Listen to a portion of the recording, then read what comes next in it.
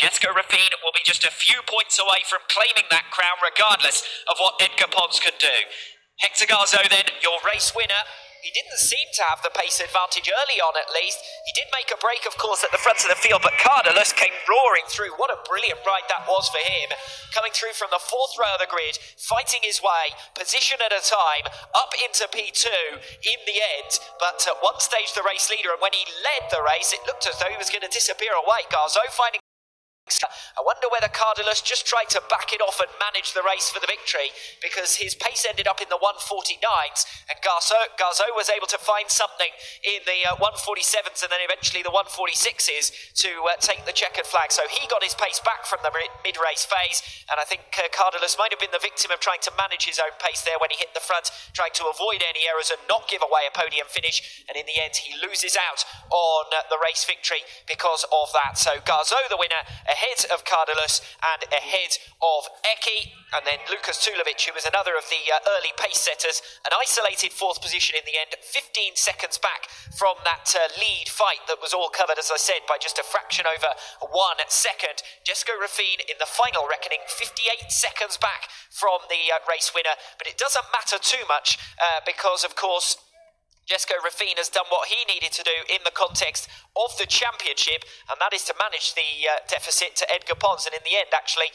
he was able to open it further, because Edgar Pons, from pole position, was only able to manage 6th place in the race, and over a minute back from the lead runners, as I said. And so our championship riders focusing on the championship there, and we'll have to wait another race to see who wins out overall. But celebrations and congratulations, Hector Garzo, Xavier Cardelus and Dimas Ekky, the top 3 in the wet here in Albacete, and a good ride from all of our competitors in the Moto2 European Championship, it has to be said, because we didn't see any incidents, any dramas, any collisions throughout that race. There may have been a couple of runoffs further down the field, but we didn't see them. We saw a good race with the riders riding within their limits and in control throughout, and then a good battle out front for the top 3 positions as well. Here's confirmation of that result then. Hector Garzo, your race winner, but by less than a second ahead of Xavier Cardelus in P2. Best result of the season for the Andorran rider.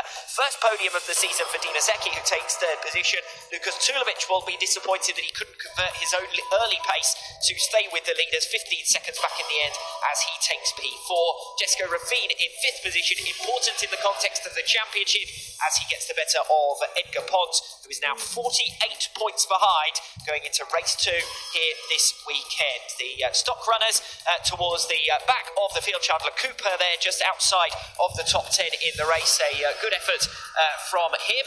And then further down the order, Cedric Tangre, who we saw was the first of the lap runners. A series of lap runners towards the back of the field, including Alessandro Zetti, who was right at the back, in fact, of the finishers. 7 laps down, he was classified for in the end. So problems for him. We saw him on the grid racing away towards the pit lane. Not sure exactly what happened during his race, but he 10 laps down in the end. So in the context of the championship overall, as I said, we wait one more race to find out who will be champion in the Moto2 European Championship. It looks as though Jessica Rapine is well on his way, but he couldn't take the victory here. So Hector Garzo is your winner. Incredible race there, leading pretty much from the start and then just dropping back, but able to come back and take that victory. What can you tell us after that race? Yeah, really difficult race. The conditions were so difficult, but at the beginning I tried to understand the bike, the feeling with the water, with the setting, and I tried in the beginning to do a really fast lap to take a big gap for the second group, and later I see that Cardelus goes faster, and I wait until the end to do my big step and to win the race.